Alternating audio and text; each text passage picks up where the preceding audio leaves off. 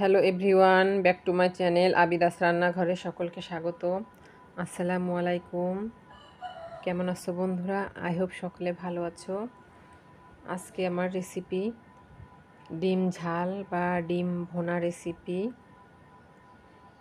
আজকে আমি এখানে ডিম রান্না করার জন্য পোলট্রি মুরগির ডিম নিয়েছি। বন্ধুরা, তোমরা চাইলে দেশি মুরগি বা হাঁসের ডিমও রান্না করতে পারো।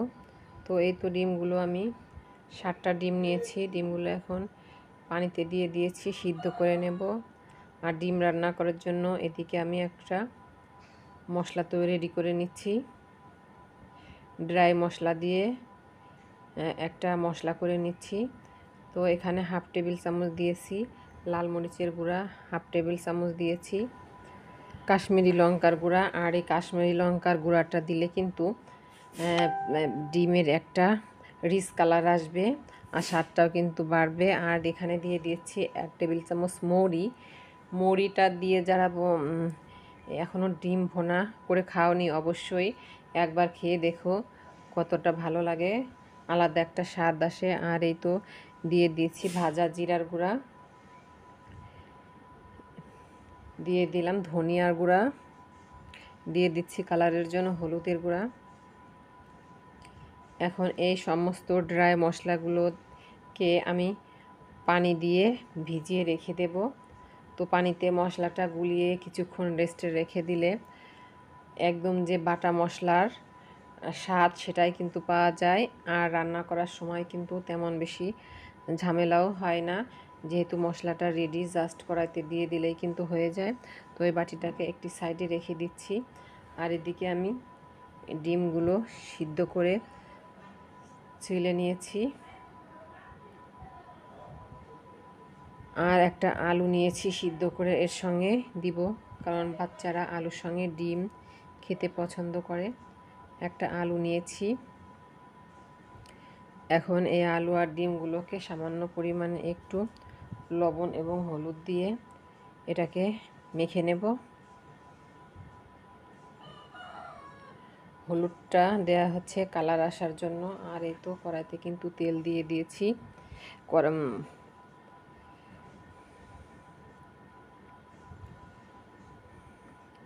তেলটা ভালোভাবে গরম করে নিব, কারণ রান্না করার সময় তেলটা যদি ভালোভাবে গরম না হয় ডিমগুলো কিন্তু অনেক সময় কড়াইতে লেগে যায়। তো সব সময় ডিম ভাজা বা মাছ ভাজা করতে গেলে তেলটা একটু বেশি গরম করে নিতে হয়, তাহলে কিন্তু অনায়াসে মাছ ডিম বলো সব কিছুই কিন্তু উঠে আসে। আর এই তো ডিমগুলো দিয়ে দিয়েছি। এখন ডিমগুলোকে আমি ভেজে নেব। ডিমগুলো কিন্তু একদম বেশি করে ভাজতে যাব না, আর একবারে কম করে ভাজবো না, মাঝামাঝি করে ভেজে নেব। ডিমগুলো যদি বেশি করে ভেজে নেই তখন কিন্তু ডিমগুলোর উপরে যে চামড়াটা ওটি কিন্তু শক্ত হয়ে যায়। তো এই চিন্তা ভাবনা করে রান্না করতে গেলে ডিমগুলো কিন্তু একটু কম করে ভেজে নিতে হয়, তাহলে কিন্তু ডিম খুবই ভালো লাগে ডিম ভোনা। তো ডিমগুলো কিন্তু আমার ভাজা হয়ে গিয়েছে। এখন এগুলো আমি ছাঁকনির সাহায্যে তুলে নিব। আর এর বেশি ভাজার কিন্তু দরকার নেই।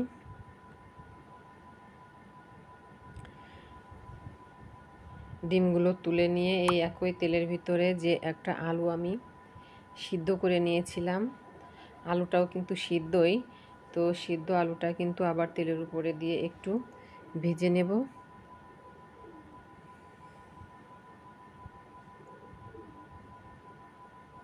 তো আলুগুলো তেলের ভিতরে দিয়ে দিয়েছি। এখন আলুগুলো ভেজে নেড়েচেড়ে তুলে নেব। আর এভাবে আলুটা ভেজে দিলে ডিমের ভিতরে সে আলুটাও কিন্তু খেতে খুবই ভালো লাগে।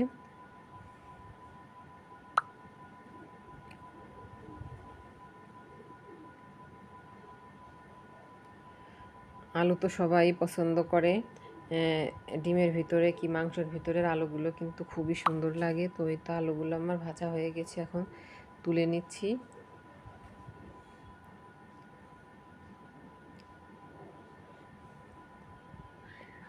এখন কড়াইতে দিয়ে দিচ্ছি পেঁয়াজ কুচি। পেঁয়াজটাকে নেড়ে চেড়ে সুন্দরভাবে সোনালি কালার করে ভেজে নেব। এই তো পেঁয়াজগুলো কিন্তু আমার ভালোভাবে ভাজা হয়ে গিয়েছে। আর অফ ক্যামেরায় আমি কিন্তু একটু পেঁয়াজ বাটাও দিয়ে দিয়েছি। পেঁয়াজ বাটা এবং পেঁয়াজ কুচি দুটো মিক্স করে রান্না করলে কিন্তু ভালো লাগে। আর এদিকে আমি আরও কিছু মশলা অ্যাড করে দিচ্ছি। যে রসুন বাটা, আদা বাটাটা দিয়ে দিয়েছি। এখন এই মশলাগুলো আমি নেড়েচেড়ে সুন্দরভাবে ভাজবো। যতক্ষণ পর্যন্ত মশলার কাঁচা গন্ধটা না যাচ্ছে ততক্ষণ পর্যন্ত ভেজে নেব। রান্না করার সময় মশলা ভাজাটাই কিন্তু মেন, মশলা ভাজা বা কষানো। আর আমি যে ড্রাই মশলাটা রেডি করে নিয়েছিলাম পানি দিয়ে গুলিয়ে, সেই মশলাটাই কিন্তু অ্যাড করে দিয়ে দিচ্ছি।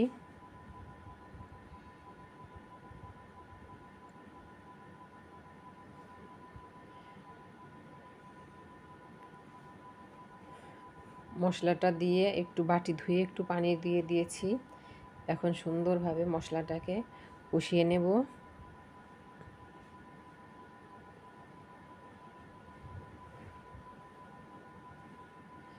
দিয়ে দিচ্ছি স্বাদমতো লবণ।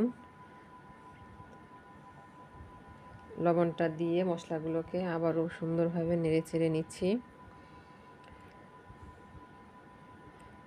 এখন দিয়ে দিচ্ছি 2টা টমেটো পেস্টটা দিলে কিন্তু খুবই ভালো লাগে খেতে ডিম ভুনাটা। তো মশলাটা কষিয়ে আমি অফ ক্যামেরাতে একটু পানি দিয়েছিলাম ঝোলের জন্য, আর পানিটাও কিন্তু ফুটে এসেছে। তো একটু গ্রেভিটা একটু ঘন হয়ে আসলেই কিন্তু ডিম এবং আলুটা ভেজে রেখেছিলাম সেগুলো এর ভিতরে দিয়ে দেব।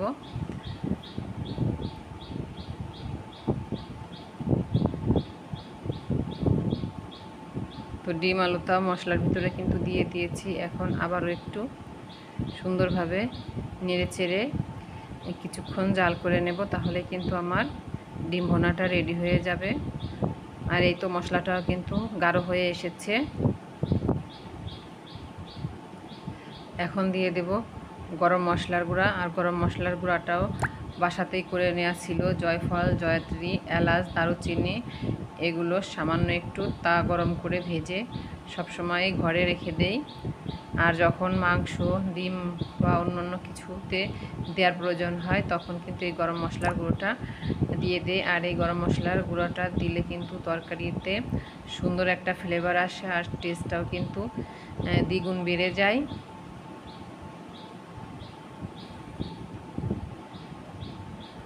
তো একটু নেড়ে চেড়ে দিচ্ছি। ডিম ভুনাটা কিন্তু আমার রেডি হয়ে গিয়েছে। এখন গ্যাসের ফ্লেমটা বন্ধ করে দিচ্ছি। আর লবণটা দেখছি ঠিকঠাক হয়েছে কিনা। লবণটাও কিন্তু ঠিকঠাক হয়ে গেছে। এখন এর ভিতরে দিয়ে দেব সামান্য কিছু পেঁয়াজ বেরেস্তা। যে পেঁয়াজ বেরেস্তাটাও আগে থেকেই করা ছিল ঘরে।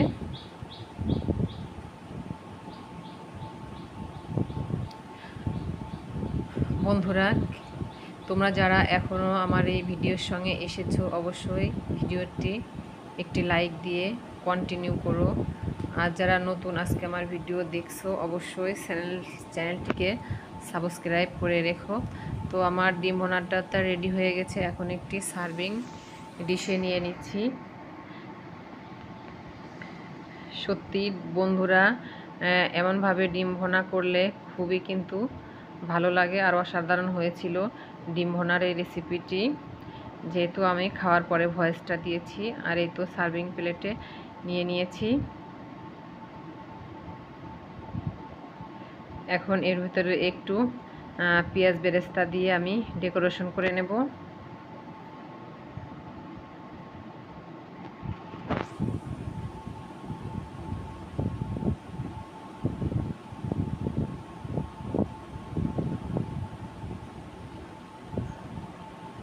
বন্ধুরা, কেমন হলো আমার আজকে ডিম ভুনার রেসিপিতে তোমরা কমেন্ট করে জানিও। আর যারা এতক্ষণ আমার ভিডিওটি দেখেছো তাদেরকে অসংখ্য ধন্যবাদ। কি আর বলবো, আজকের মতো নিচ্ছি বিদায়। দেখা হবে নেক্সট ভিডিওতে। আল্লাহ হাফেজ।